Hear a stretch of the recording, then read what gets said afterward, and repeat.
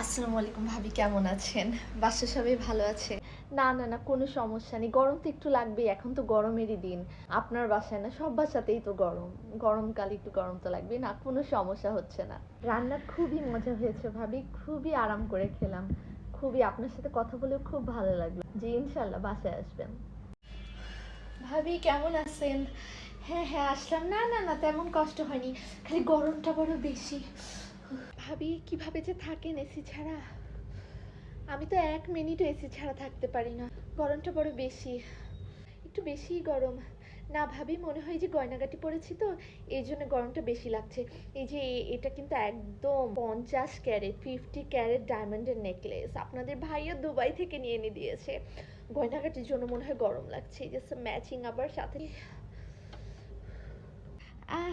২ পদ রান্না করেছেন ভাবি, তাও ভালোই খেয়েছি, ভালোই খেয়েছি।